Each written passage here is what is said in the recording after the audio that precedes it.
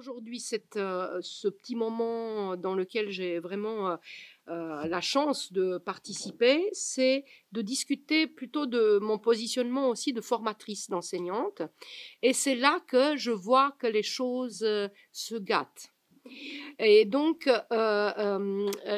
j'ai pris un titre que j'ai volé avec l'autorisation aussi de ma collègue et amie Étienne Velas, qui est militante de l'éducation nouvelle, chercheuse en éducation nouvelle, mais pas seulement, qui a été formatrice à l'Université de Genève, et en ayant en tête les nombreuses discussions, des centaines d'heures de discussions, voire des milliers d'heures de discussions que j'ai eues avec Étienne Velas sur ces objets de l'école, des savoirs, de la transmission et évidemment de la formation des enseignants.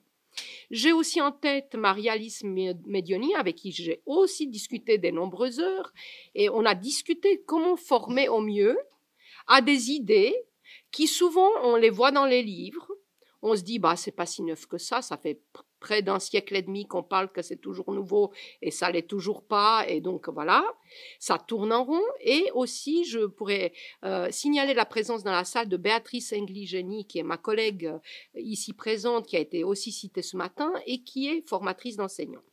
Donc avec ces personnes et bien d'autres, on a des discussions en tant que formateurs autour de certaines idées qui sont parachutées, qui tombent dans l'école, je dirais parachutées ou qui tombent dans l'école, qui sont traduites, mises en œuvre, et après, on peut regarder en tant que formateur et chercheur qu'est-ce qu'il advient en fait dans les pratiques enseignantes.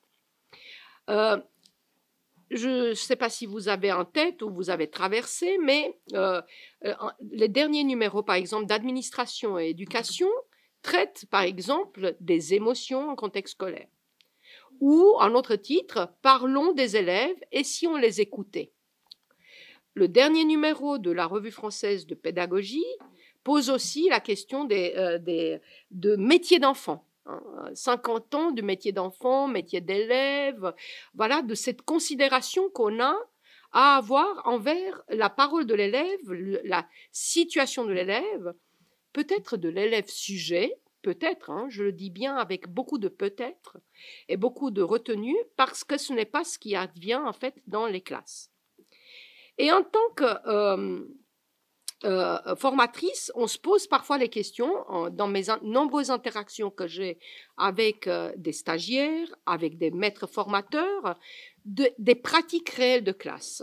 Et je pourrais dire que j'aimerais avoir un positionnement dans la nuance pour regarder les pratiques, parce que les bonnes idées, parfois, font des pratiques qui peuvent nous troubler, qui peuvent nous interroger dans les classes.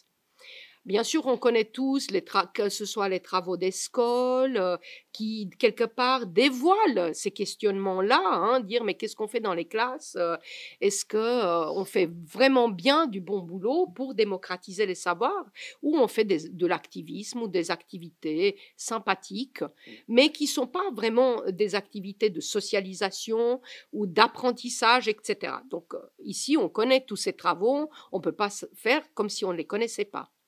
Mais mon positionnement, il est beaucoup plus nuancé en me disant, comme disait Suisse, attends voir. Allons voir, viens voir dans ma classe ce qui se passe et on en discute, ou on regarde de plus près les pratiques. Et peut-être qu'il faut plus d'écoles. Je serais d'accord avec ce que dit, par exemple, Roland Guagou, que peut-être on a besoin d'une pédagogie aussi un petit peu, il utilise le terme d'éclectique, pour justement les élèves qui ont besoin de plus d'écoles, de plus de socialisation, de plus, parce que peut-être le milieu d'origine n'a pas pu donner tout ce qu'il fallait pour être déjà apprêté à l'école. Et aujourd'hui, la question de l'après à l'école, vous savez bien qu'il y a toutes ces recherches aussi sur la scolarisation dans l'école première des plus petits, où on attend de plus en plus qu'ils soient bien apprêtés à l'école. Donc ce sont des questions qui se posent dans cette profondeur de finalement des pratiques réelles de la classe. Donc cette nuance, j'aimerais la voir dans les classes observées. Alors, dans mes conversations qui s'étalent sur des milliers d'heures d'enseignement avec les étudiants en formation à l'enseignement, ils reviennent, on leur demande, amenez-nous des situations de classe qui vous ont frappé, qui vous ont intéressé, où vous avez trouvé qu'il y avait un challenge, où il y avait un mobile d'apprentissage. Alors, ils nous amènent beaucoup de situations. Ah, mais c'est tout nouveau, c'est de la classe flexible, la classe en forêt, ils ont fait un projet, on est sorti. Et quand on commence à décortiquer d'une manière didactique, parce que nous avons besoin du didactique, à déplier les activités, à décortiquer, peut-être il y a un brin de désenchantement qui arrive. Parce que nos étudiants, au-delà de cette recherche d'engagement des élèves, parce qu'ils sentent très très fort que la priorité de leurs formateurs de terrain, c'est d'engager les élèves dans les apprentissages, parce que ça devient vraiment le challenge vraiment au quotidien dans le métier. Hein. Donc, quand on va dans les classes ou observer des classes, on le voit, c'est quelque chose qui fait partie de l'ordinaire du travail. Et donc, le challenge, c'est engager les élèves, mais les engager comment? Et on a parlé avant de savoir, on a parlé avant de contenu. Je dirais par quel type de situation d'apprentissage, les moyens d'enseignement, les méthodologies ou les manuels scolaires, ils sont truffés de situations d'apprentissage beaucoup plus riches qu'il y a 20 ou 30 ans. Il y a des situations d'apprentissage communicationnel, il y a des mises en situation qui se rapprochent des pratiques sociales, il y a des enquêtes, des choses qu'on pourrait dire dans l'histoire de l'éducation, nouvelles, hein, si on lisait de nouveau pour l'ère nouvelle, etc., qu'en fait, c'était déjà là il y a un siècle. On faisait des projets, on faisait des classes promenades, on faisait des enquêtes. Donc, ce sont des vieilles idées, mais toujours bonnes. Mais aujourd'hui, comment, j'ose le terme, les didactiser ou les apprêter pour qu'elles soient justement profitables au plus grand nombre des élèves. Et du coup, dessous, dans mes discussions nombreuses avec les étudiants, c'est toucher, mais finalement, quels sont les contenus de ces activités? Je dis activités pour pas dire objet, mais quels sont les contenus? Et les contenus, parfois, ils sont troubles, ils sont flous, ils ont des frontières extrêmement floues. Quels sont les savoirs? La question est encore plus difficile de toucher de doigt, finalement, parce que oui, parfois, ils me le donnent par un effet d'attente, ils me donnent une ligne tirée du PER, qui est notre plan d'études roman. Et donc, il y a la ligne, le contenu scolaire, voilà, l'objectif, c'est ça. Mais je ne suis pas encore contente parce que je veux comprendre finalement dans telle ou telle activité, qu'est-ce qu'ils attendent des élèves vraiment. Et on est sur du flou et c'est normal parce qu'on travaille à la fois, je trouve en tant que formatrice, le propre savoir des étudiants en formation par rapport à des programmes, des contenus scolaires immenses. Sur au moins, nous avons à Genève 11 disciplines scolaires à tenir de front, donc il faut être calé, il faut être bon. Et quels sont les savoirs? Donc on touche à la fois leur propre rapport au savoir, de ce que c'est l'école, de ce qu'elle doit se transmettre, ce que c'est un programme, et le rapport au savoir des élèves, de comment ces élèves vont réagir face à des choses, des situations dans lesquelles on va les poser. Donc, en sociologie, donc, le curriculum enacté ou réel ou réalisé. Hein, donc, on pourrait faire vraiment des couches successives pour vraiment décortiquer ce qui se joue dans les classes. Et dans les classes, oui, il y a de l'éclectique, de l'hybridation. Bruno Rob parle aussi de ces idées ou ces pédagogies qui sont mélangées, qui sont hétérogènes, voilà, c'est un bouquet hétérogène de choses et qu'ensuite, en formation, pour mieux comprendre à quoi on joue et surtout pour mieux enseigner et pour mieux apprendre, on se pose la question de finalement qu'est-ce qu'on est en train de fabriquer quand on met au travail des élèves et que les premiers signes, ils me disent « Mais madame, ça va bien, ils sont contents, ça marche, ils sont heureux, ils ont du plaisir. Alors, bien sûr qu'après, on attaque la grosse question entre le désir, le plaisir, de quoi on parle, dans ces questions complexes de l'apprentissage. Mais au-delà de ça, que les enfants aiment, hein, et parce que les smileys, peut-être ça fonctionne bien aussi chez vous, mais chez nous, voilà, il y a beaucoup de choses autour de ça.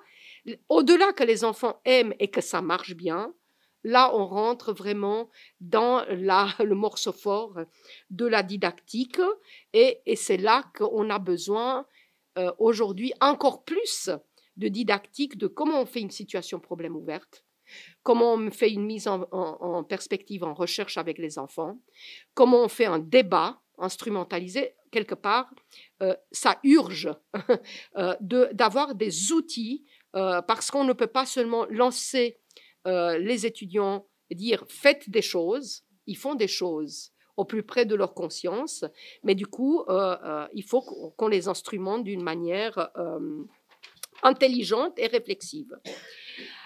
Je vais donner juste 2 ou 3 exemples de nos malentendus qui nous rapportent en fait dans le cadre de la formation, avec l'idée, ces derniers temps, si on regarde le titre de toutes les revues en éducation, qu'elles soient à l'adresse adressées aux professionnels ou dans le monde scientifique, la question des émotions, elle apparaît top point, vraiment en haut de la liste. Donc la question des émotions des enfants, donc comment rentrer, comment travailler les émotions des enfants, comment travailler les situations plus authentiques avec les enfants, dans lesquelles ils trouvent un espace pour s'exprimer, leurs émotions, leur vécu, etc., etc. Donc il y a certes, voilà, il y a, je dirais, dans les mises en place en classe ou dans les traductions possibles, il y a les malentendus. Il y a ceux qui font la leçon des émotions. Et donc, la leçon des émotions, voilà, on passe en début de matinée, généralement, parce qu'ils ne sont pas encore fatigués, les enfants, un moment où on leur dit comment tu te sens, comment ça va, ça a été à la maison, voilà. Et là, ça commence un peu à nous interroger sur comment on travaille les émotions au sein des apprentissages. Et c'est vrai que ce type de choses peut ressembler à des dispositifs de freiné, de quoi de neuf, de partage autour de la vie des enfants, de la vie scolaire. Mais dans les manières dont j'ai vu que c'était fait, on rentre peut-être trop dans l'intériorité des enfants et presque parfois maladroitement parce qu'on ne sait pas faire, parce qu'on ne peut pas faire mieux dans les conditions que nous avons. Et donc, ces dispositifs posent question. Un autre dispositif que j'ai vu dernièrement, c'est le carnet de vie de l'enfant. Et donc, c'est un carnet dans lequel il écrit un peu ce qu'il fait, c'est l'écriture un peu libre. Il écrit ce qu'il fait, ce qu'il vit, et dans la mise en œuvre du carnet de vie de l'enfant, il y a une surenchère de la compétition des compétences parentales, des logiciels qui arrivent sur la place. Donc on se dit, mais qui doit écrire ce carnet de vie? Est-ce que c'est l'élève? Pour travailler son intériorité, parce qu'on a travaillé aussi avec des contes, avec des chants, avec de la littérature, etc. Ou est-ce que c'est les parents qui sont les plus calés avec tous les logiciels et en plus, ils l'impriment chez nous d'une manière très, très esthétique, c'est extraordinaire, mais ça, c'est plus un carnet de vie de l'élève.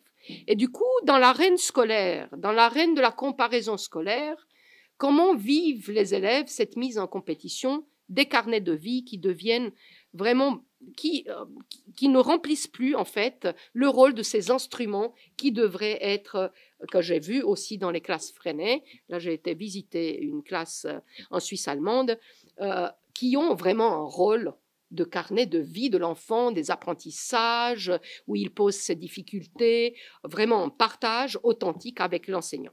Donc voilà, ça c'est une des choses qui nous interroge en question, en formation. Cette exposition personnelle des émotions dans le cadre scolaire peut poser vraiment des questionnements. Et aussi, elle est instrumentée maintenant. Peut-être que certains d'entre nous qui sont enseignants ou formateurs ont vu, il y a toutes sortes d'outils, des poupées qu'on achète avec les smileys. Enfin, il y a toutes sortes de livres. Et on met vraiment une attention autour de ces questions-là, mais très, très souvent, un décrochage avec les contenus scolaires et avec les savoirs, contenu, objet scolaire, savoir. Donc, on peut parfois se poser la question, en quoi traiter les émotions de cette manière-là peut apporter une compréhension de l'élève face à ses propres émotions au savoir, parce qu'apprendre, c'est difficile, apprendre nous met en doute, apprendre nous met en crise. Est-ce que ces outils-là peuvent justement performer ces apprentissages-là? Dernièrement, en suivant une étudiante, on a beaucoup discuté de ça. Je vois une situation, voilà, ils travaillent les maths dans une situation de recherche parce que chez nous, les moyens de mathématiques sont basés sur une démarche de recherche. Donc, les élèves travaillent des démarches de recherche pendant environ 2 semaines. Donc, 2 semaines, on se coltine de la recherche, on avance, on formalise, on institutionnalise, etc. Parfois, il y a des allers-retours, on ne comprend plus rien, on comprend un peu plus, etc. Et à la fin de cette séquence de 2 semaines, l'étudiante, en voulant très très bien faire et en voulant intégrer à la fois l'étude des émotions au sein des apprentissages, elle amène une petite fiche à tous les élèves avec des têtes, avec les smileys, content, pas content, colère, etc. Et bon, les élèves doivent faire une auto-évaluation de comment ils ont vécu cette séquence qui a duré 2 semaines de travail conséquent de classe. Et un élève, il ose dire qu'il est content. Donc, il souligne le personnage en question. Et l'étudiante en formation, il dit, mais là, c'est pas juste. Tu me mens, là. Tu me mens. Ça s'est pas passé comme ça. Tu n'étais pas du tout content il y a 1 semaine. D'ailleurs, tu as pleuré. Tu voulais laisser tomber. Alors, tu peux pas mettre que tu es content. Et donc, voilà, ça, c'est juste une petite anecdote sur laquelle on a beaucoup travaillé en formation pour dire qu'est-ce que ça veut dire un processus d'apprentissage, comment on travaille sur les processus d'apprentissage, même dans des pédagogies même nouvelles ou entre guillemets de recherche, d'enquête, d'activités complexes, bien plus complexes que d'applicationnisme. Et donc, il y a des enjeux majeurs de formation que je vois parce qu'il y a effectivement des malentendus et du coup qui peuvent être délétères aux élèves.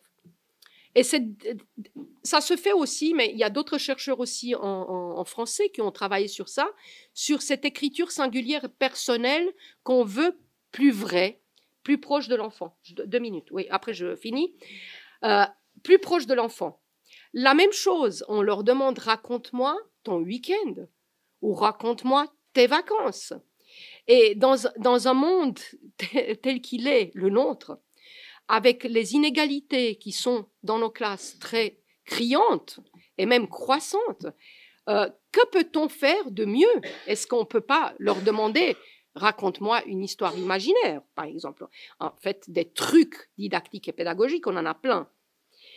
Et le dernier exemple, c'est l'arbre généalogique pour travailler l'histoire des élèves, l'histoire et la ligne du temps. Et là aussi, on met le pied dans un engrenage de complications et de malentendus au niveau de l'affectif de l'enfant, de sa famille, parce que certains enfants, quand on prend l'arbre généalogique, on ne peut pas remplir toutes les cases. Et là, on développe vraiment quelque chose qui est compliqué à gérer en classe, même par les plus chevronnés d'entre nous. Donc, comment impliquer l'élève, comment impliquer son intériorité, comment travailler ces histoires de rapport au savoir et dire oui, c'est un rapport intime au savoir, c'est une transformation profonde, mais sans, quelque part frôler quelque chose qui peut le déstabiliser à ce point-là et qui peut, être un moment de blessure. Donc, moi, je vois la seule chose dans la minute qui suit, mais je pense qu'on va discuter, l'intitulé c'était les situations familières des enfants, c'est un malentendu, c'est pas on parle pas de la famille de l'enfant, c'est pas l'entourage de l'enfant, mais le monde de l'enfant ou le monde. Est-ce que quelque part, et je reprends la thèse d'Etienne Velas qu'elle a développée aussi dans un travail de master, où elle disait peut-être que parfois on s'éloigne mieux pour mieux s'approcher. Et donc, je le dis vite comme ça, mais les boucles rétroactives, en passant par des pratiques sociales, par la vraie vie, pour retourner à l'individu, à son intériorité, mais qu'on présente par l'école. Et que c'est vraiment le milieu, c'est l'école qui l'amène. Le milieu didactique, hein, ou l'enrichissement de toutes ces choses, on peut le faire, c'est à notre portée. Donc, j'ai donné un exemple là, quelques petites anecdotes qui peuvent montrer que parfois des très très bonnes idées peuvent un peu être un peu déséquilibrées par la mise en œuvre, parce qu'on veut bien faire, tout simplement, et que la nuance et le travail qui nous reste, c'est comprendre le travail enseignant, comprendre les pratiques, comprendre la didactique au sein des disciplines, donc les contenus et les savoirs, plus je vieillis, plus je m'approche de plus en plus, comprendre ce qui empêche, comprendre ce qui facilite, et surtout continuer la discussion avec les pratiques enseignantes. Une discussion qui doit être ininterrompue avec les pratiques enseignantes.